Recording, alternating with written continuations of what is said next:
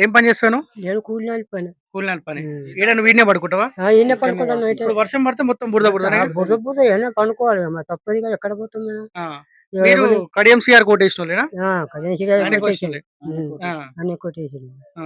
నువ్వు గత ప్రభుత్వంలో కేసీఆర్ ఉన్నప్పుడు అప్లై చేసుకోలే డబుల్ బెడ్‌రూమ్ మరి? నేను చేసుకోలేదు. చేసుకున్నాం. అప్పుడు ఉన్నది కదా, డబుల్ బెడ్రూమ్ అప్పుడు కూడా చేసుకుందాం రాదా అనుకున్నాం, అట్లనే వండుకుంటా పోయినాం. ఆ! ఎప్పుడు రాలేదు మాకు. ఆహా! మీరేం పని చేస్తారమ్మా? నేను కూలికే పోతున్నాను. పోతారా?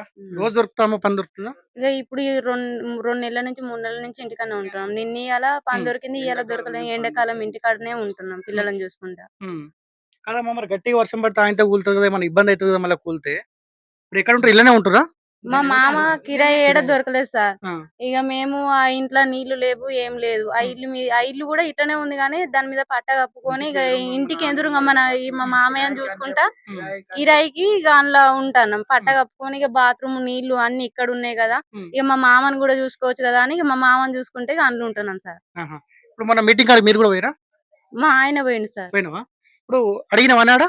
ఆడ అడగనీకి చాయిస్ ఏం లేదు లేదు. సార్. ఆహా! బయట ఎంపీడీఓ మేడం ఉంటే ఆ! ఇది ఇక్కడ కాదు పైనే కట్ అయిందని ఎంపీడీఓ మేడం సమాధానం చెప్పింది. హ్మ్. అంతే, అంతకుమించి ఏం చెప్పట్లే, ఏం మాట్లాడతలేదు మాతోటి ఇగ. ఓకే.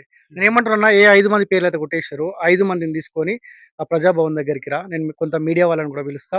ఇష్యూ ఇంకా పెద్దగా అయ్యే అవకాశం ఉంటది. అట్లైనా మీ కడియం సీఆర్ కొద్దిగా సిగ్గొచ్చి మీ 5 మందికి ఇండ్లొచ్చే అవకాశం ఉంటది. కొంత రిస్క్ అవ్వచ్చు. కాకపోతే మీకు వచ్చినందుకన్నా పనన్నా అయితది. ఓకేనా? ఆ పని చేయండి.